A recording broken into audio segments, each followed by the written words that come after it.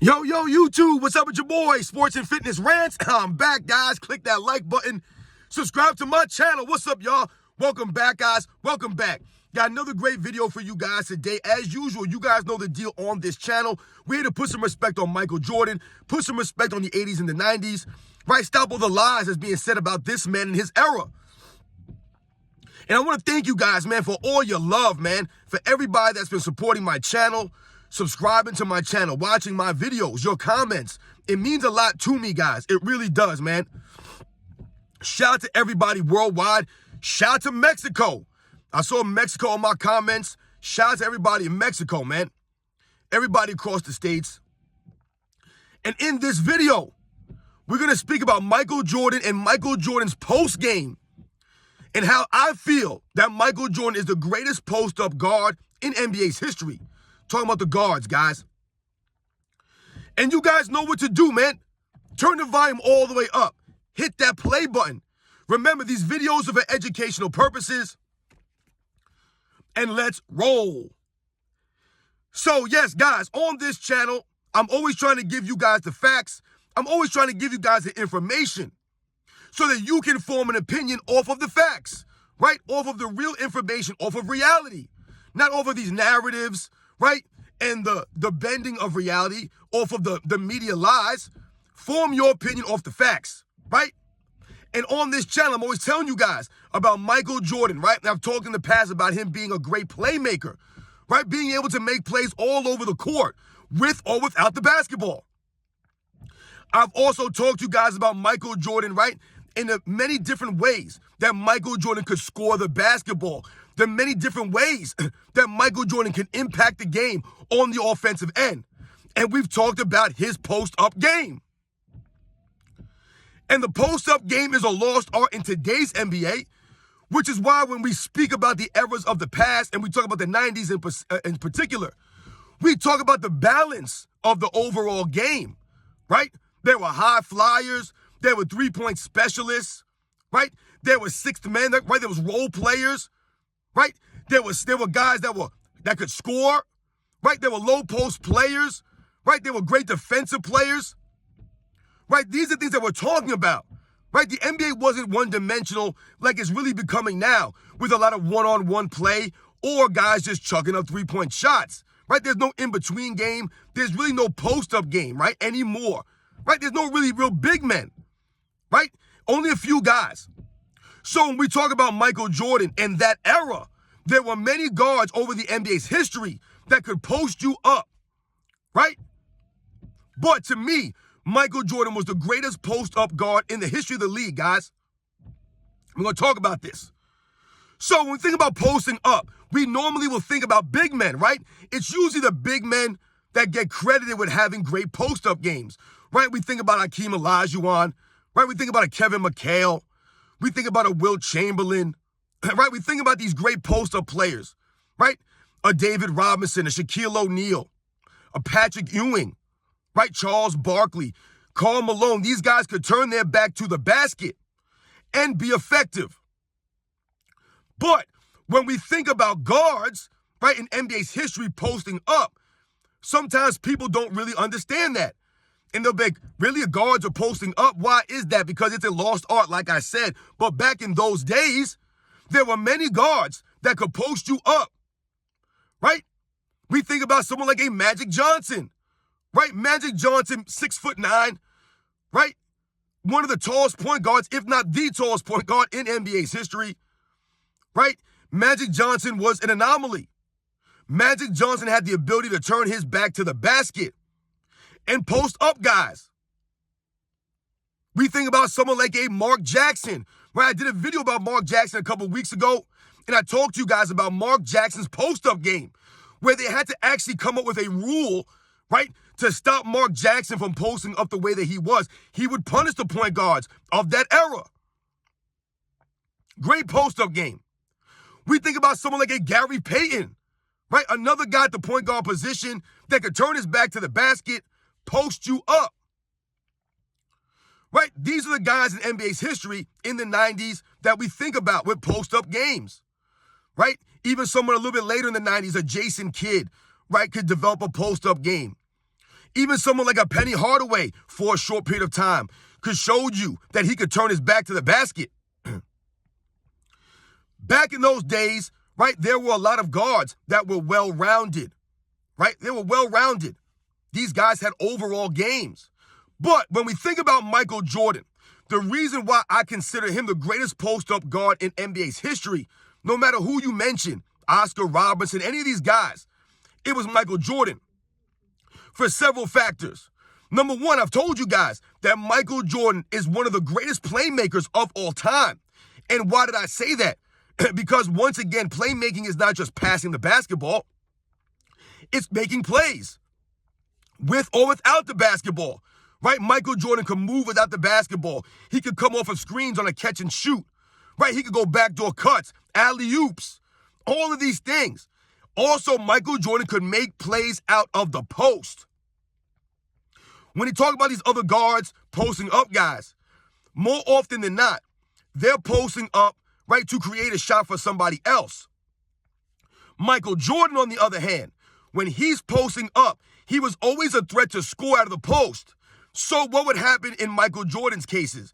They would often send a double team, sometimes even a triple team, to Michael Jordan in the post. Michael Jordan, as opposed to those other guys I've mentioned, as opposed to other players in NBA's history, out of the post, Michael Jordan made very quick decisions out of the post. And why did he have to do that? Because once again, they would always send a double team at Michael Jordan, right? They would always send help his way, right? They would shade the defense towards him. So oftentimes, Michael Jordan would make quick decisions to either beat the double team, right? Or he would make a quick decision to catch the double team in the awkward position, right? So either he would maybe attack the rim before a double team could come over, or he would catch the guy coming over in the middle of trying to double team and make a quick pass and catch the defense off balance. This is Michael Jordan, because out of anybody in NBA's history, Michael Jordan is considered the greatest scorer in NBA's history. So when you add that with his post game, it's lethal.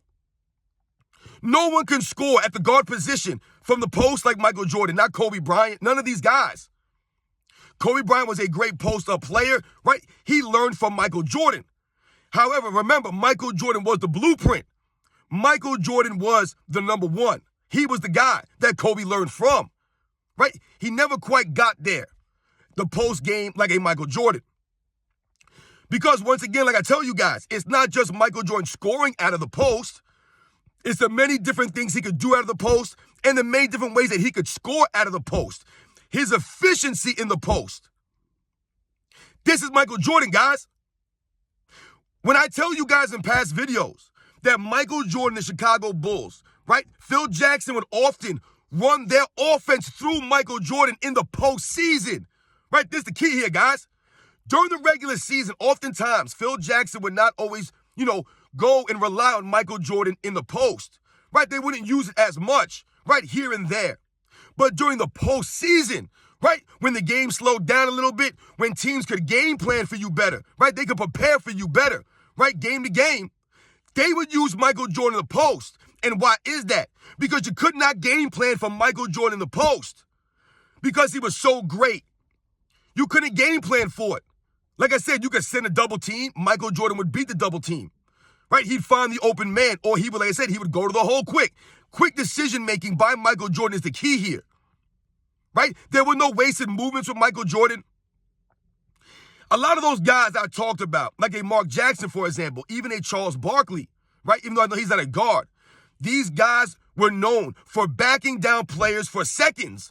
That's why they came up with that rule that you could not back down a player for more than 5 seconds or whatever it is.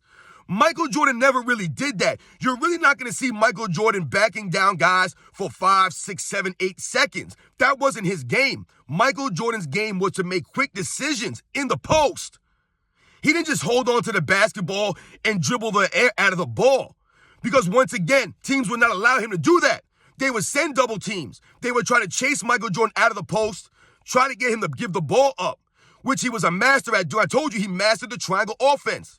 We must think the Chicago Bulls never play, or Michael Jordan never played with a dominant low post scorer or a dominant low post threat. Michael Jordan was a low post threat for those Chicago Bulls all those years. It was Michael Jordan. Not Bill Cartwright, Luke Longley, Bill Wennington, Bison Dele, Horace Grant, Scottie Pippen. None of these guys had any post games. Not at that level, right? Not to impact winning at that level like a Michael Jordan. I've told you guys many, many times, Michael Jordan was the greatest player on that team. He would carry the Bulls offensively. He was the big brother, he was the enforcer, and he was their low post threat. Michael Jordan changed the game.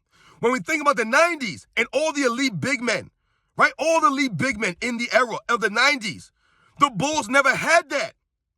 And yet they were still able to dominate and be successful because they had a low post threat in Michael Jordan that no one could match up against. They could not match against Michael Jordan. He was a mismatch. I've told you they would try to put bigger guys on Michael Jordan to stop him from posting up. It would not work. Right? He's posted up guys like Derek McKee. He's posted up guys like Anthony Mason. Right? He's posted up bigger players. Gerald Wilkins. Right? We've seen him do this. So what would they do? They would try to mix it up, put smaller guys on Michael Jordan. And he would post these guys up. They would send double teams. Right? The bigger guys weren't quick enough to stay in front of Michael Jordan. Right? Michael Jordan's overall game on the offensive game is really, on the offensive end, is really unmatched in NBA's history, which is why he has 10 scoring titles, which is why he has the highest points per game in the regular season and in the playoffs. Right? All the scoring records, the efficiency. That's Michael Jordan. That's nobody else. The post-up game of Michael Jordan is forgotten by a lot of people these days, right? They'll just say that Michael Jordan was chucking up shots like he was a one-on-one player. We told you guys, Michael Jordan sacrificed his overall stats, right? He had to adjust his game to fit into the triangle. There was no one-on-one. I told you guys in other videos, the Chicago Bulls with Michael Jordan were always in the top 3 or top 5 in assists per game every season, guys. You can't be one of the top 3 teams, one of the top 5 teams in assists every season if your main player does nothing but do one-on-one playing. Right? Michael Jordan in the post. That's not one-on-one. That's Michael Jordan posting up somebody, right? Forcing the defense to make a decision. Do they send a help? Do they double? What do they do? Do they wait for the double team? Do they double team immediately? This is what the coach has to think about going against Michael Jordan, especially, like I said, in the playoffs. Michael Jordan was a terror down there on the box, man. It didn't matter who it was. Yes, there were some tough, hard-nosed defensive players. Once again, I told you, they made Michael Jordan earn it. He earned it. We think about Gary Payton in the 96 finals, right? Playing very scrappy and hard-nosed and physical with Michael Jordan. But Michael Jordan was posting Gary Payton up with no problems. This is Michael Jordan, right? He was posting up Detlef Schrempf, who's like 6'9". This is the greatness of Michael Jordan's post game, as opposed to any guard in NBA's history that I've seen. Because once again, Michael Jordan was not just a playmaker out of the post. He wasn't just going to pass the ball like a lot of those other guys, right? They were looking to get other players open, a Mark Jackson, a Magic Johnson, right? These kinds of players, even a Gary Payton to a degree. But Michael Jordan, not only would he look to get other guys a shot, right? He was also dangerous and potent on his own, scoring the basketball. You could not stop his turnaround fadeaway. You couldn't. From the mid-range, Michael Jordan, he was unstoppable. He had many, many spots on the floor. It didn't matter. The right side, the left side, the elbow, the block. It didn't matter. Michael Jordan could post you up. He could turn and fade from either shoulder.